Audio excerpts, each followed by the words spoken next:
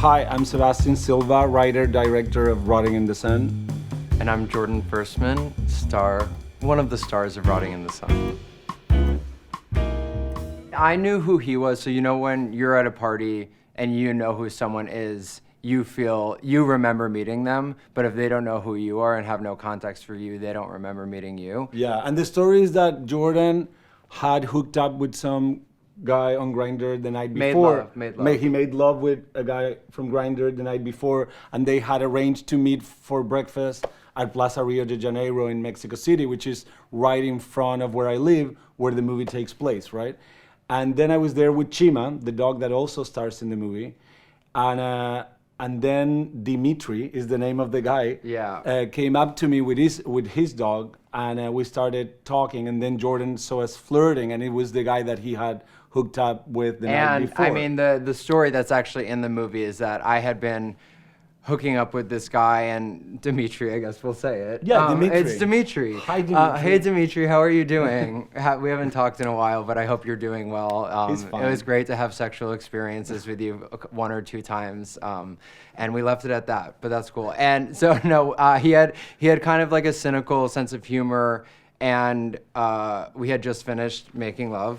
And I was like, have you heard of this filmmaker Sebastián Silva? And he was like, no, never, ever have I heard of that name. And so I was like, I think you'd like this movie, Crystal Fairy and the Magic Cactus. And so we watched it, and he liked it. And then the next morning, he was like, I'm going to go walk my dog, you go shower, you rinse off all the filth on you, and then come meet me in Plaza Rio de Janeiro. And then I get there, and he's flirting with Sebastián.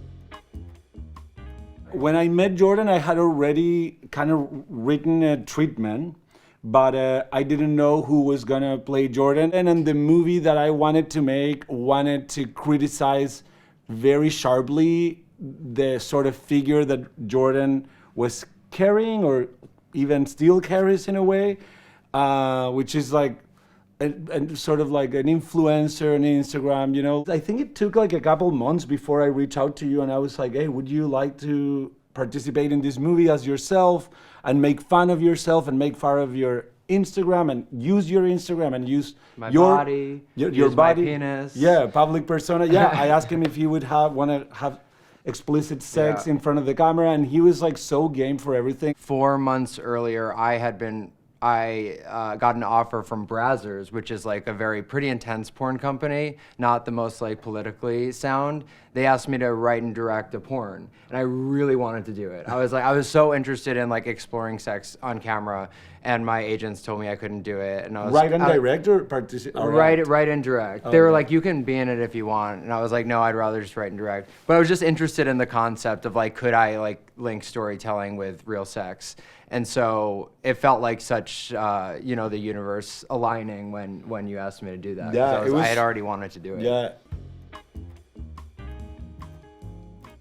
We had to remind ourselves that it is ourselves, but it isn't. So it's like a weird line, because of course, you're going to defend your persona a little bit, especially Jordan, who's like way more of a public figure, you know? The thing I wanted to like bring out was kind of the opportunistic spiral, and like that's kind of what I wanted to play, not so much that like I'm just like a shitty person. Yeah, you know? because it wasn't that either. Yeah. I knew as a person what would trigger Sebastián, and I kind of got to put that into the performance and like really look into his eyes on camera, knowing what would annoy him, and play into that. Yeah, it was a really good exercise, actually, and it did feel that we were playing characters.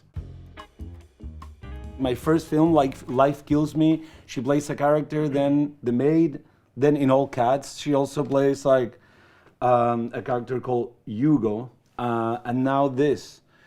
It's amazing. I mean, like, she's really my favorite actor that I've worked with, in the sense, like how easy it comes for her and how much reality she brings to everyone around her. Like, she really grounds a scene, you know? She's just such a natural actress. I mean, like, a Mexican cleaning lady was the sort of the character, right? Senora Vero, which is based on Senora Vero, who worked in the building that I was living by that time in Mexico, a really good friend too. But I was not gonna ask Senora Vero to lead a movie, you know? She had to do too many things.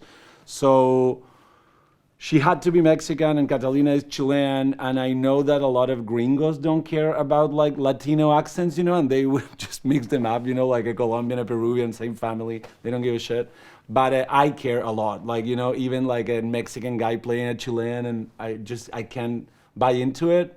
But yeah, I talked to Catalina, and she was willing to take the challenge, and we were like, look, if after 3 months of like accent training, you still feel like, we call it out and we find, but yeah, she pulled it out, and like a lot of, I mean, no Mexican ever noticed that she wasn't Mexican, which is incredible. Hi, Catalina. My experience with working with Catalina is, he said to me before, he's like, get ready, like she is so fucking good. And I had seen The Maid, but it's something different when you're on set with her, because she just like, there's no choice but to like bring you right into the moment. She really is just so present. But I don't speak basically any Spanish, and she basically doesn't speak any English. So we did have to use that same translate app that's in the film to communicate offset. And it was a pretty tiring shoot as it is, and like chaotic. So we didn't have much energy to like really go through with that. So our relationship was pretty nonverbal. Yeah. But we had like so much love between us, and I think it ended up But like, I think it's good that you guys didn't get to connect so much. yeah, You know, like, because then when we were on screen, it was just like that was what our dynamic was, and we didn't have time to, you know, create a buddy relationship. But we would just like hug each other at the end of every day. When she had to like enter that scene where you're getting your ass eaten, she's like, I'm not watching this disgusting fucking movie. This is a disgusting movie. She said in her, she posted about the movie last week. She was like a perverted something. Like she was like, for the perverted in nature. Yeah, I don't think only she's watch ever this if you're seen, like real sex like that. You know? Yeah.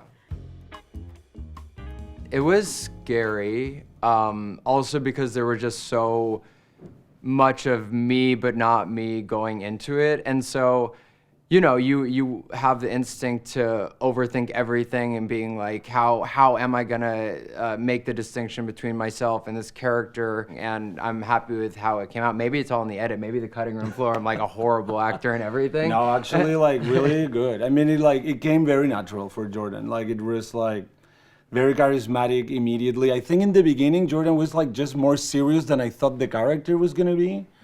But I've noticed that you're like that with work actually. Like even like when we had that little meeting with Sam about writing, like Jordan is way more professional than I thought and than myself, you know. So it's like I was like, just like be funny. He's like, what the fuck are you talking about? I'm here to work. Yeah. I remember shooting and being like, fuck, is it like more serious than I expected? Should I push Jordan's comedy?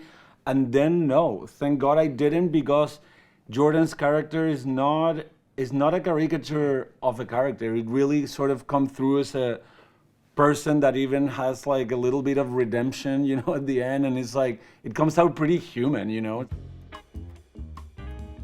This movie was calling for it in a way, you know, like I have used ketamine that way, not so much like the character, like he's really like, it looks almost addicted, you know. But I've used so many drugs in my life, you know. Luckily, I've never had a problem with them.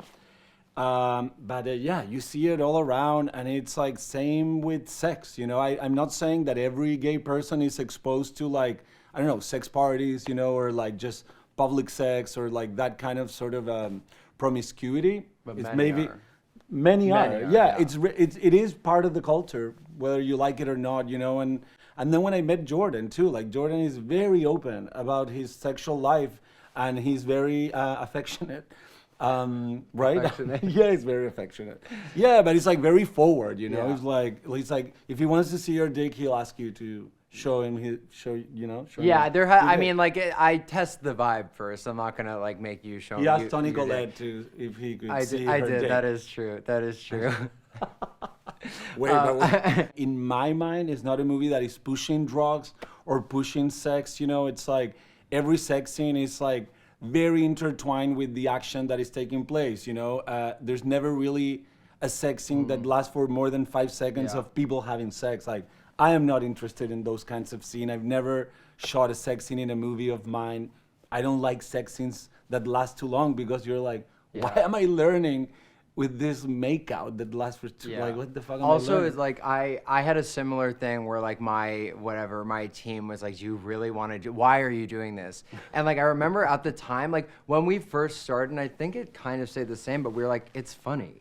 Like, it's funny to be sucking cocks on camera. To straight people, like, sucking dick matters. Like, it's like, oh my God, I sucked a dick last night. For gay people, it's like, I sucked 40 dicks last night, let's, like, get lunch. Like, it really just, like, the way a lot of us go about it is just way more casual. And, like, even sometimes I will suck a dick as a joke. Like, to my friends, I'll be like, is that fun? I'm doing with that guy. Yeah, I don't know who like demonized genitals. I mean, I don't know who was the first one. It's looking like the church has... Eve. Eve started it. Eve started it, but like it feels like the church has helped a lot. Yeah, and I've been surprised how actually the straight community, is there such a thing? Yeah. The straight community. How the straight... Who deserve rights, by the way. Yeah, the straight community deserves rights.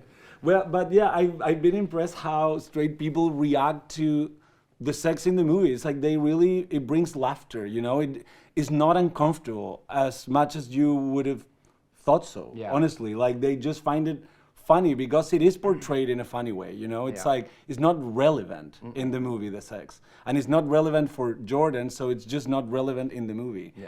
Yeah. I do have a couple projects. One, it's like based on a true story. When I was 19, I went to Hollywood looking for Steven Spielberg for no reason, just to like stalk him and present him with a project that made no sense. But I did that. So I wrote that movie. It's called May I Talk to Steven Spielberg, and we'll see. It takes place in LA in 2001, so we'll see maybe that.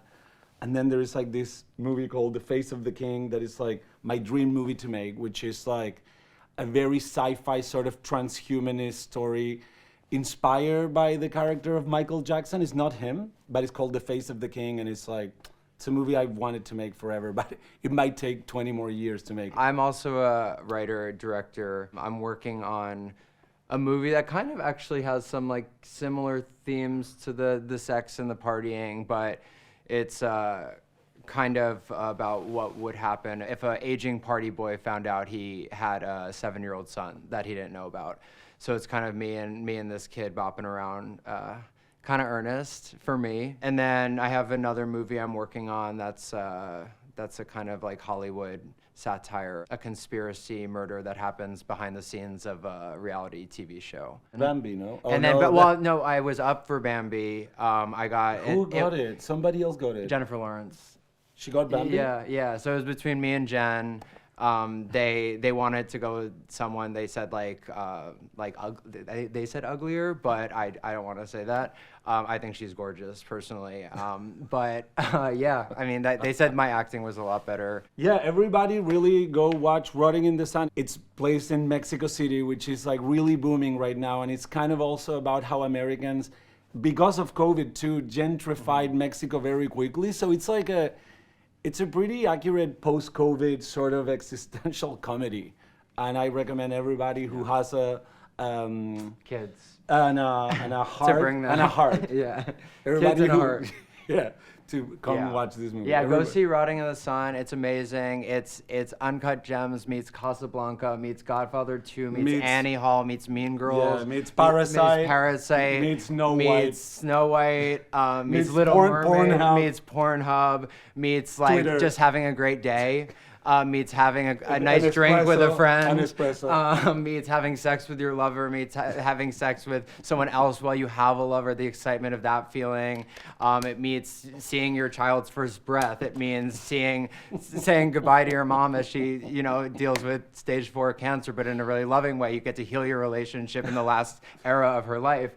And that's pretty much fashion and fashion. Definitely meets fashion. Rotting in the Sun comes out in theaters September 8th and streaming on MUBI September 15th. Right, Sebastian? Yeah, that's right. Those dates are right. So yeah, don't miss it, really. What are you doing? Yeah, come on.